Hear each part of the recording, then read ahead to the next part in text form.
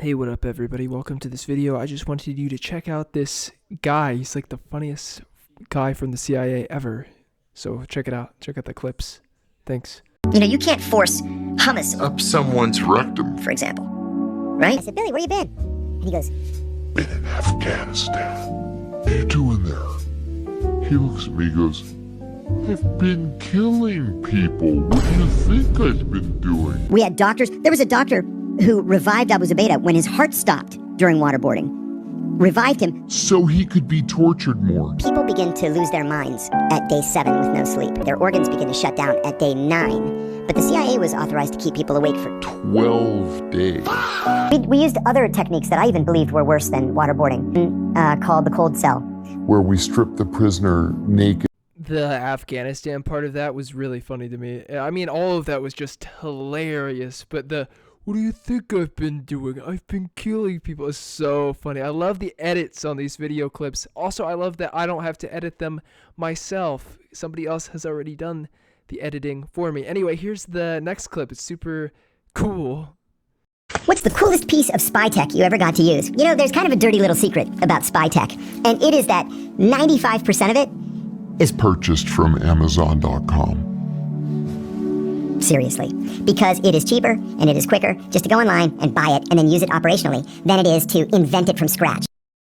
I just think it's amazing how they make his voice super high pitched and then super deep. It's like it adds so much emphasis to the CIA. I get home from a day where, you know, I broke into some guy's house and planted a camera on a bug, and I get home and she'd say, how's your day? I'd say, great. What'd you do? Not a darn thing. And then my phone would ring at, midnight, and a guy would say, The rain in Spain falls mainly in the plain. So I've seen the longer version of that clip, and basically that's a code. And so then he would have to go somewhere, and in the story he said he had to hide in garbage for like 6 hours, and then his girlfriend thought he was seeing another woman. But he was like, do I smell like I've been seeing another woman? Because he smelled like garbage. Anyway, here's the next clip. Yeah, so this next clip is basically like the coolest way to get a job. It's this guy's personal recruitment story.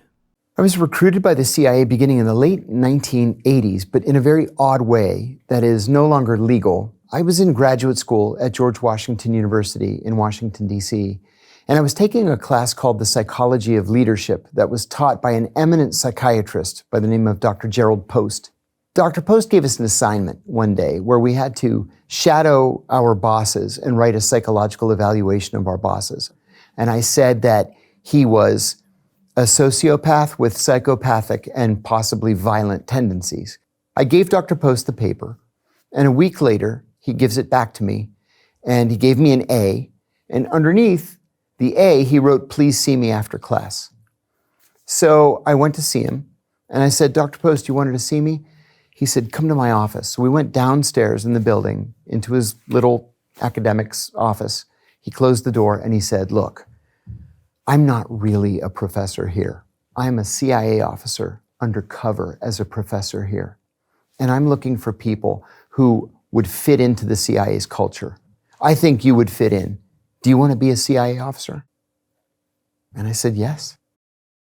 So that was really interesting for a number of reasons, but something I find particularly interesting about that is it makes you wonder how many people are actually spies, how many people are covert, and you never know. But it makes me wonder about my experience at university and wondering if any of them were spies.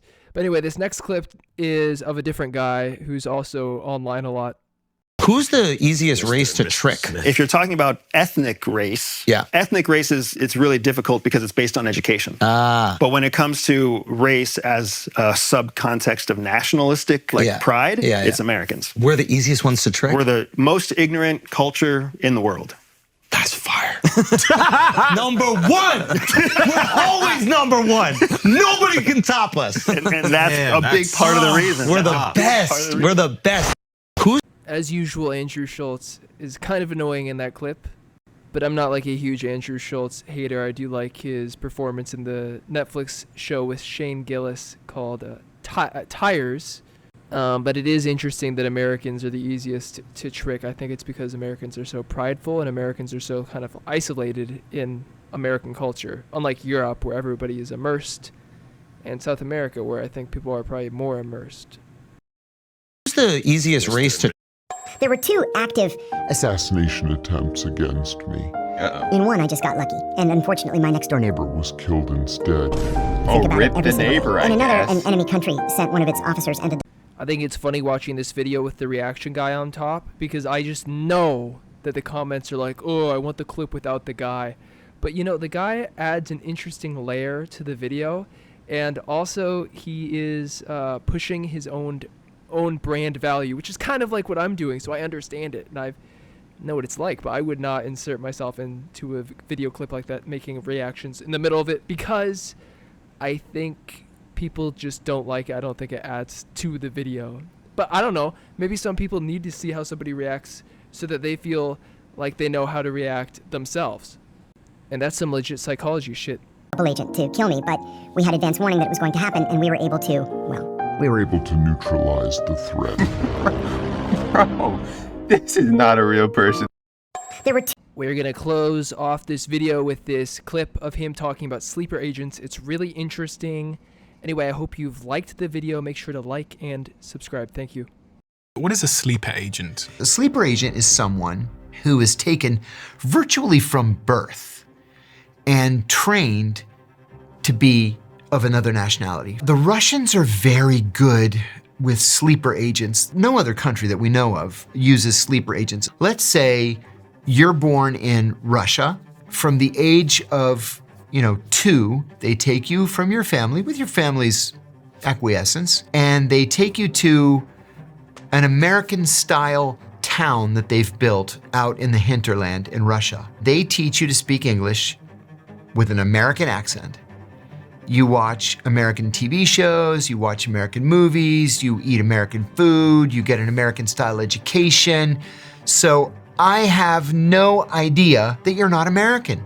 And then they send you to the United States with a fake ID. I was born in 1964, so they'll go through death records from 1964 and they'll look for deaths where the person was only a day or 2 old. They'll take that name and the birth date, and they'll get a social security card with the birth date. They'll use the social security card to get you a passport. So you come here on your American passport, everything's legit. Now your name is Bob Smith, which was really that baby's name that died. And you get a job. You may work as a travel agent for 20 years and never hear from them, but then they'll activate you and they'll say, we want you to go take care of this target over here. Kill him. Yeah. Or we want you to get a job at the Defense Department and give us everything that you can steal.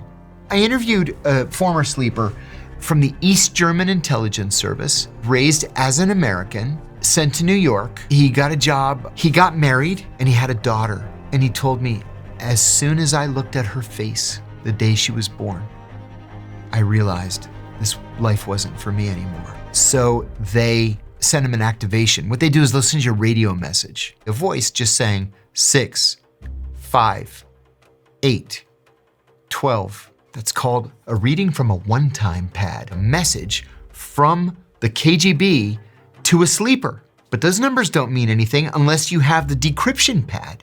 He gets one of these messages and he didn't respond to it. He was on the subway one day. He's just standing there holding the strap.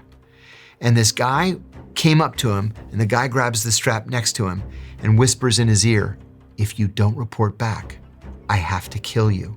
He ran straight to the FBI field office in New York, and he said, I'm an East German sleeper, and I want to turn myself in. And he became a prolific source for the FBI. He came over here young and did this for 25 years. As soon as his daughter was born, he was like, wow, this is what life is for, not... What is a sleeper agent? A sleeper agent is... Yo, if you're still here, you have to like the video and subscribe, because it means you like the content that I'm making, which is kind of a curation type content, I suppose, where I'm just gathering up cool internet pieces, and presenting them to you as I have viewed them myself. But it'd be nice if you would subscribe and share the video with other people. I mean, clearly, if you watched the whole thing, you thought it was entertaining. So send it to your friend. He's going to think it's interesting too. Also, if you want me to make more videos on CIA guys and stuff like this, then comment it below. Say more CIA shit. All right, thanks. Peace. Good luck.